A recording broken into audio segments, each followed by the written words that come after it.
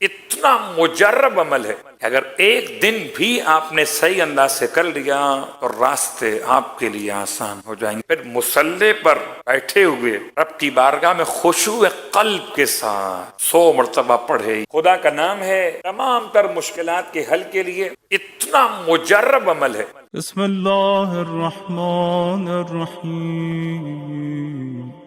اور اب بہت مختصر وقت باقی ہے، یا تو 29 روزے مکمل ہوں، چاند نمودار ہو جائے، یا 30 روزے مکمل ہوں تو عید منائی جائے۔ اب ماہ رمضان کا خدا کی رحمتوں کا پیکج ختم ہونے میں اب صرف انسان کے پاس اتنے دن باقی رہ گئے کہ 28 روزہ مکمل کرے تو 29 یا پھر 30۔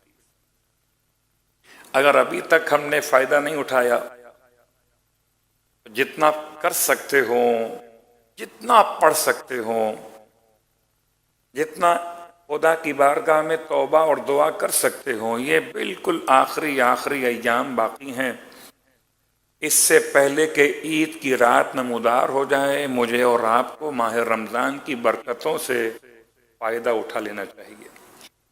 ایک ایک سیکنڈ ماہ رمضان کا بہت قیمتی ہے۔ سانس لینا تسبیح کے برابر بس اسی مہینے میں، سونا عبادت بس اسی مہینے میں ہے۔ چاند عید کا نمودار ہوا، اب سونا ہوگا، عبادت نہیں ہوگا۔ عید کا چاند نمودار ہوا، سانس ہو، تسبیح کے برابر نہیں ہوگا۔ عید کا چاند نمودار ہوا تو ایک آیت کے بدلے 10 آیتوں کا ثواب، ابھی ایک آیت کے بدلے پورے ختم تلاوت قرآن کا ثواب۔ یا انسان اگر دیکھنا چاہے تو پھر دوبارہ یاد کرے سرکار ختمیہ مرتبہ صلی اللہ علیہ وآلہ وسلم کے خطبے کو، کہ اس ماہ مبارک میں تمہیں دعوت دی گئی ہے خدا کی بارگاہ کی طرف، الی ضیافت اللہ کے مہمان ہیں چاند رات تک۔ چاند نمودار ہوا عید کا، اب آپ جانیں اور آپ کے مسائل جانیں۔ شیطان جو گرفتار تھا وہ چاند رات میں رہا ہو جائے گا، جو دروازے جنت کے کھلے تھے وہ چاند رات میں بند ہو جائیں گے، اور جہنم کے دروازے بند تھے وہ چاند رات میں کھل جائیں گے۔ اور عجیب بات ہے، مومن چاند رات کا انتظار کرے یا مومن ماہ رمضان کے جانے پر دعائے وداع کے ساتھ ماہ رمضان کو سلام پیش کرے۔ یہ ہر سال آپ کی خدمت میں دعائے وداع ماہ رمضان کے کلمات ادا کیے جاتے ہیں امام سجاد علیہ السلام کی دعا سے۔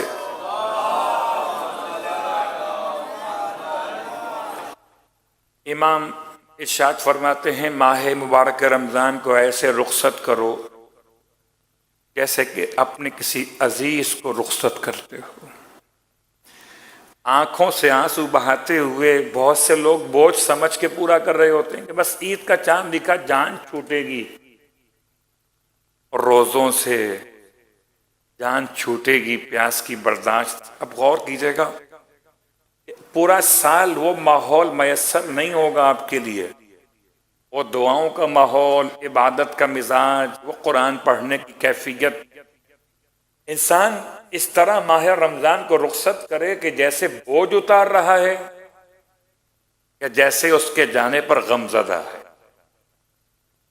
اے اللہ کے مہینے، اے اولیاء خدا کی عید، تجھ پر ہمارا سلام ہو۔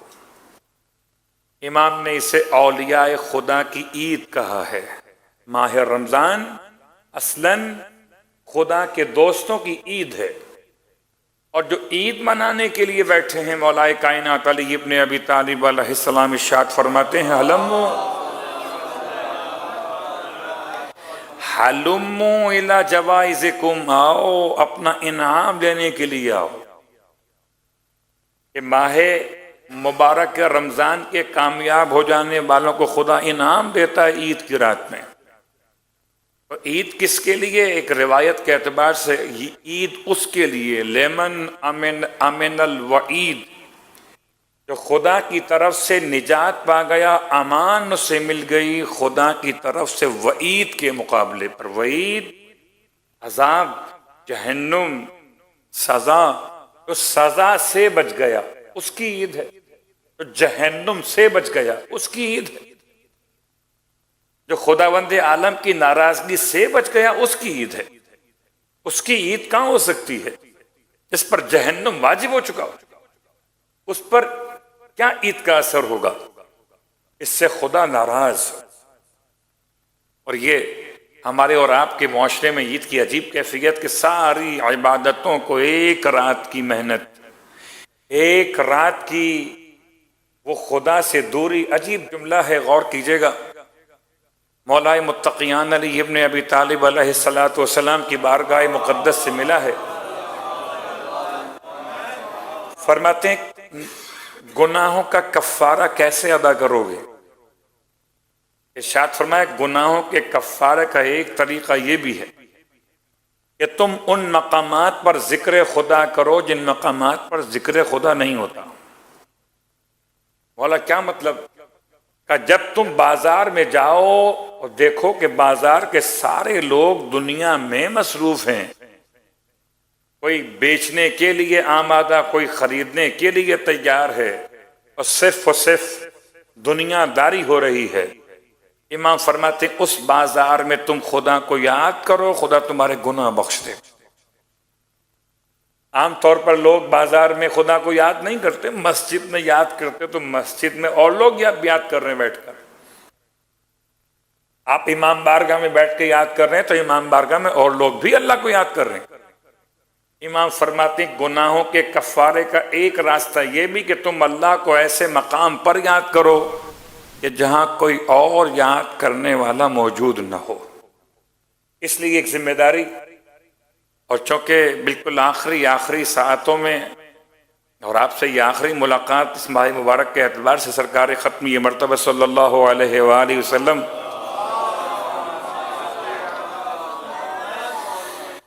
بہت مشہور روایت ہر سال آپ کی خدمت پڑھی جاتی ہے، اور اسی مناسبت سے کہ ہمارے عنوان سے متصل ہو رہی ہے کہ اللہ کے حبیب نے ارشاد فرمایا جبکہ آپ نے منبر پر بیٹھ کر 3 مرتبہ آمین فرمایا،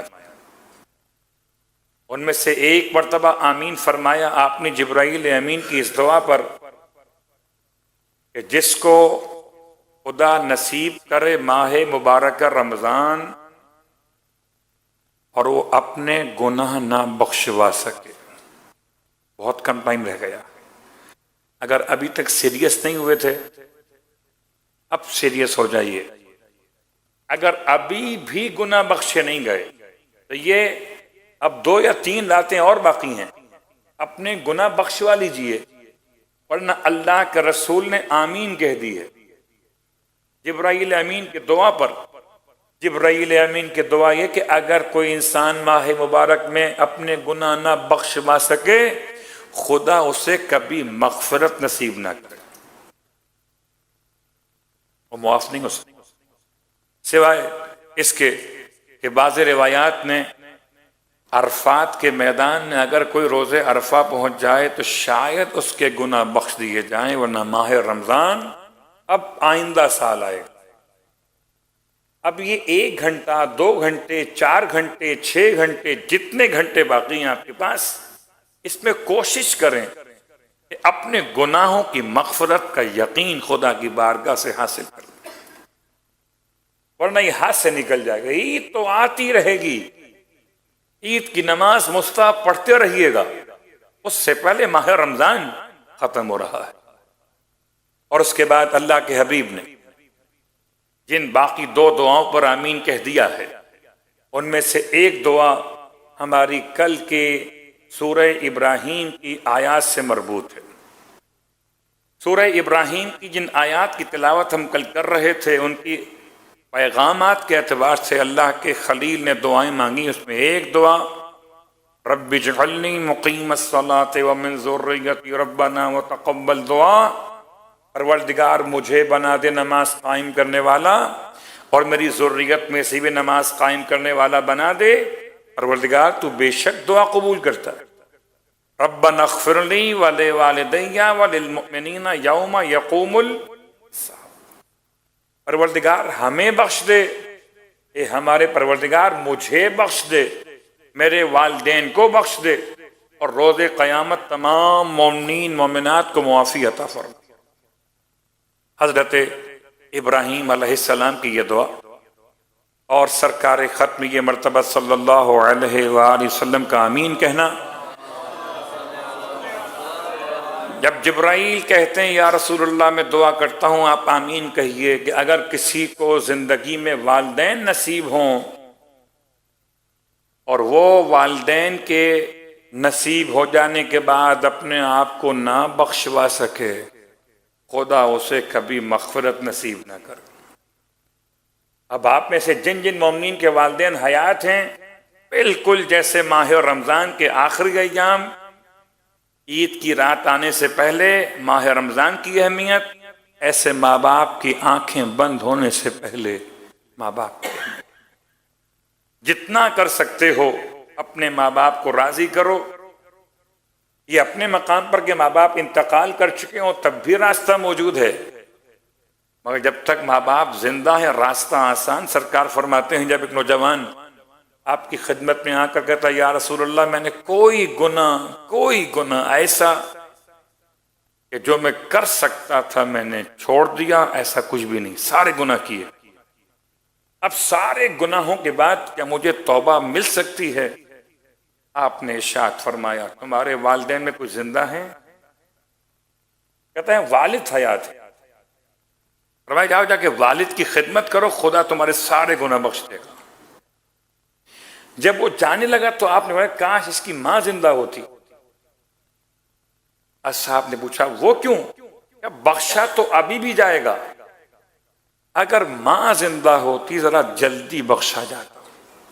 تو جن کی مائیں زندہ ہیں ان کے لیے موقع بہت عمدہ ہے۔ میں پھر کہوں گا خالی ایک فارمیلٹی پوری مت کیجیے گا کہ آپ نے یہاں سے فون کر دیا والدہ کو یا والدہ کے پاس گئے ماں معاف کر دیجئے، یہ فارمیلٹی۔ حقیقتاً اپنے سر کو جھکائیے ماں کی خدمت میں، پھر ماں کو ایسے راضی کیجئے کہ اللہ نے آپ کی جنت ماں کے قدموں کے نیچے رکھی ہے۔ حضرت ابراہیم علیہ السلام کی دعا ربنا اغفر لی ولوالدی وللمؤمنین یوم یقوم الحساب، اور اللہ کے رسول کے 3 مرتبہ آمین کہنے کا ایک دوسرا حوالہ۔ تیسری بات، جبرائیل امین کہتے ہیں یا رسول اللہ میں دعا کرتا ہوں آمین کہیے کہ جس کے سامنے آپ کا نام لیا جائے اور وہ آپ پر اور آپ کی آل پر درود نہ پڑھے، خدا اسے کبھی مغفرت نصیب نہ کرے۔ اور اللہ کے حبیب نے آمین کہہ دیا ہے۔ 3 باتیں ہر سال کے لیے یاد رکھیے، ماں باپ، ماہ رمضان اور درود آل محمد۔ صلوات پڑھے محمد والا۔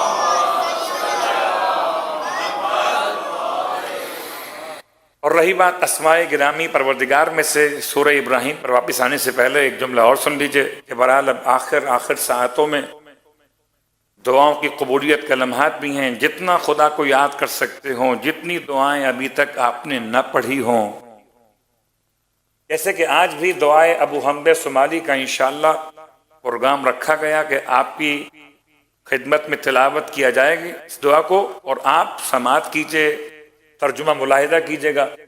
دعائے ابو حمد صومالی، تو اسی انداز سے بہت ساری وہ دعائیں جو سال بھر ویسے تو موقع نہیں ملتا پڑھنے کا، تو کم از کم ان دنوں میں جبکہ آپ کے پاس کچھ وقت مل جاتا ہے، دعائے یستشیر پڑھ لیجئے۔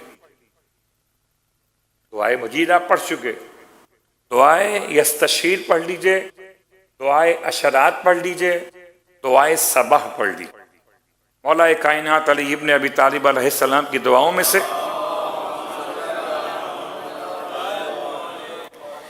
بہت ساری دعاؤں کا ذخیرہ صحیفہ علویہ نامی کتاب کے اندر، بہت ساری دعاؤں کا ذخیرہ کتاب محج الدعوات کے اندر، بہت ساری دعاؤں کا ذخیرہ کتاب مصباح المتحجد کے اندر، بہت ساری دعاؤں کا ذخیرہ کتاب اقبال الاعمال کے اندر، یہاں تک کہ انبیاء کی دعائیں، معصومین کی دعائیں، یا شہزادی کونین کی عطا کردہ دعا دعائے غریق. تو جو موقع مل سکتا ہے ان ایام میں آپ دعائیں معصومین کی تلاوت کیجئے. اب ایک سوال کہ دعاؤں کو تلاوت کریں تو کیا عربی زبان میں تلاوت کریں یا اپنی زبان میں پڑھ لیں؟ ٹھیک ہے، اجازت ہے آپ کو کہ آپ اپنی زبان میں اس کا ترجمہ پڑھ لیجیے تاکہ آپ کو اندازہ ہو کہ آپ خدا سے کیا بات کر رہے ہیں.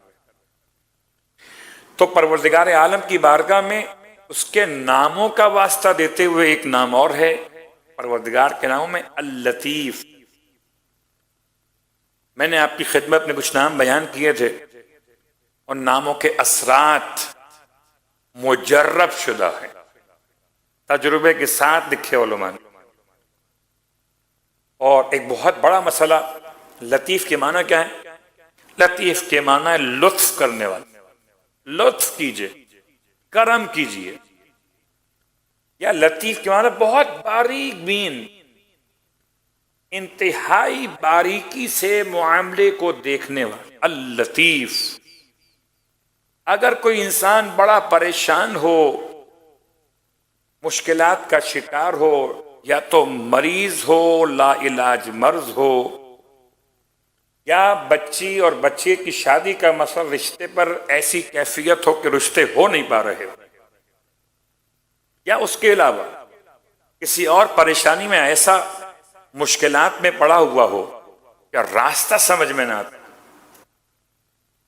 تو کتاب بحر الغرائب میں آغائے مغربی نے اس عمل کو لکھا کہ انسان خدا کے ناموں میں سے اس نام کو استعمال کرے، لیکن انتہائی طہارت کے ساتھ، کہ اگر غسل کرنا چاہے غسل کرے، پھر وضو کرے، اور 2 رکعت نماز بطریق نماز فجر، نماز حاجت کے عنوان میں بطریق نماز فجر پڑھے، مگر خشوع قلب کے ساتھ. اور یہ بات آپ مجھ سے بہتر جانتے ہیں کہ جب نماز واجب پڑھتے ہیں تو ہم بوجھ اتارتے ہیں، جب نماز حاجت پڑھتے ہیں تو پھر ہماری حالت کچھ اور ہوتی. تو خشوع اور خضوع قلب کے ساتھ 2 رکعت نماز حاجت پڑھے، پھر مصلی پر بیٹھے ہوئے رب کی بارگاہ میں خشوع قلب کے ساتھ 100 مرتبہ پڑھے، یا لطیف ہو، یا لطیف ہو، یا لطیف ہو. خدا کا نام ہے تمام تر مشکلات کے حل کے لیے. اول و آخر درود 5 مرتبہ پڑھیں کہ 12 مرتبہ پڑھیں کہ 14 مرتبہ پڑھیں، اول بھی اور آخر. مگر خدا کا نام یا لطیف ہو یہ 100 بار پڑھیں، اور انتہائی توجہ کے ساتھ.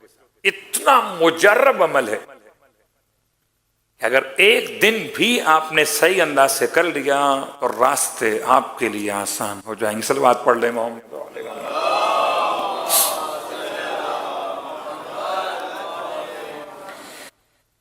خدا کے ناموں میں سے کچھ نام تو وہ تھے کہ جو بیان ہو گئے، کچھ نام وہ جو بیان نہیں ہو سکے، کچھ نام ایسے جو ہمیں معلوم نہیں ہیں. ماہ رمضان کی دعاؤں میں بھی یہ نام استعمال ہوئے بغیر اشاروں کے. اللہم انی اسألک بسمک المخزون المصون. پروردگار میں تجھ سے سوال کرتا ہوں تیرے اس نام کا واسطہ دے کر جو خزانہ شدہ ہے، المصون جو سب سے محفوظ ہے، اس سے کوئی نہیں جانتا. یا کبھی استعمال ہوا شب عرفہ کی دعا میں، کبھی شب عید الاضحیٰ کی دعا میں، اور کبھی روز عرفہ کی دعا میں.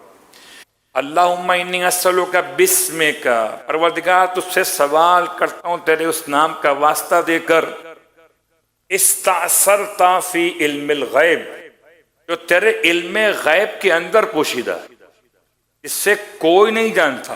الاعز الاجل الاکرم، وہ نام صاحب عزت بھی، صاحب جلالت بھی، اور صاحب کرم بھی.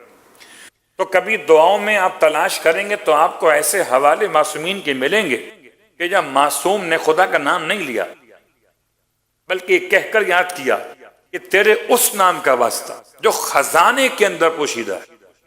تو کچھ نام ایسے ہیں جو ابھی تک دنیا والوں کے سامنے نہیں آئے. تو جیسے معصوم نے ان کو اشارتاً بیان کیا ویسے بیان کیجئے، ورنہ ہر نام اچھا اللہ کا ہے. انسان ہر نام سے چاہے تو اپنی دعا کو خدا کی بارگاہ میں پیش کرے.